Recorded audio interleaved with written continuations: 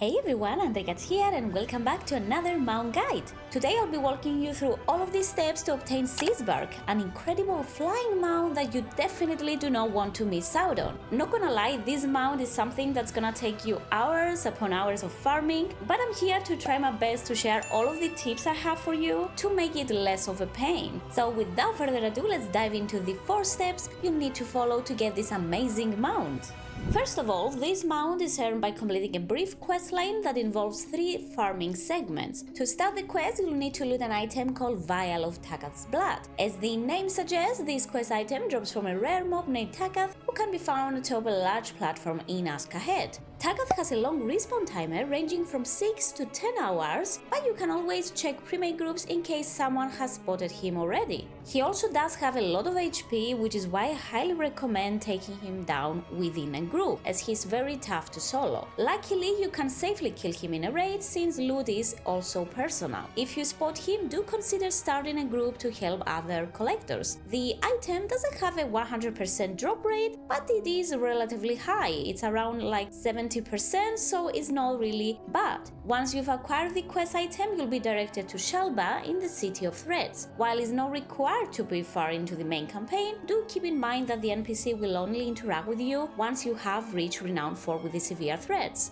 So now we get to the long part, which is the farming. For the first part of the chain, you'll need to farm 1500 nerubian chitins. Yes, that is a lot of chitins and this will take up most of your time. They drop from nerubian mobs found all across Khazalgar, including dungeons and raids. While there are plenty of farming spots, I do recommend heading to the Isle of Dorn. And the reason behind it is actually very simple. If you're also grinding for the crackling shards, which drop from mobs in Isle of Dorn, well then you're basically farming for 2 things at the same time, which is obviously really good for any mount collector. The TLDR is that you need to get 10 shards to get the Alunira mount, but you can always check out the dedicated guide I made after obviously finishing this one.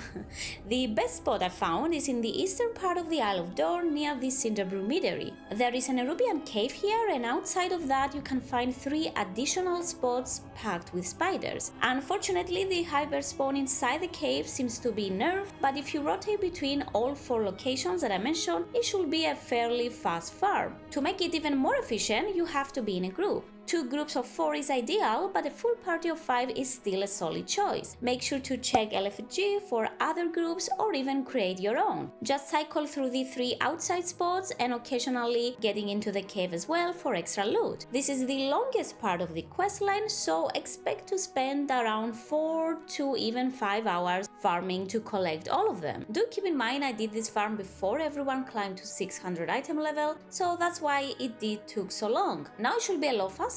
Another great farming spot is in Siege Hall, located in Azj-Kahet, but since I was farming for the crackling shards, I prefer staying with the Isle of Dorn farm. Now, if you prefer solo farming, you can always opt for fuller dungeons like Arakara. Of course, this will take significantly longer, but the choice is really yours. Personally, I found groups farming to be faster and more enjoyable. Once you have chosen your preferred spot and collected all of the 1500 chitins, head back to Shalba. Similar to the first quest, Shalba will now give you a follow-up task. This time you'll need to farm 1000 nerubian venoms. Yeah, luckily this time is less.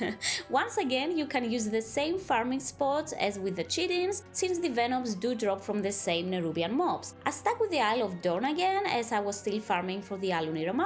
This part of the grind should take a couple of hours, as the venoms seem to drop a bit faster than the chitins, or maybe it's because they were like 500 less, I don't know, but it felt faster.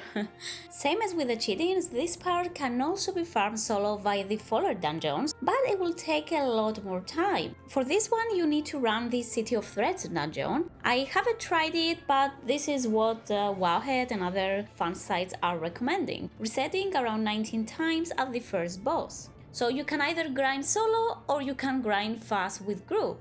Again, once you have collected all 1000 venoms, return to Shalba, who will give you the last farming task, which is gathering 500 nerubian bloods. This step is a bit trickier since the bloods only drop from ascended nerubians and sky razors, elite mobs with higher HP, and they do hit harder. if you are a fragile class like my priest, well then grouping up is really recommended. I tested out two strategies for this one. The first one was running the solo follower dungeon Arakara, City of Echoes.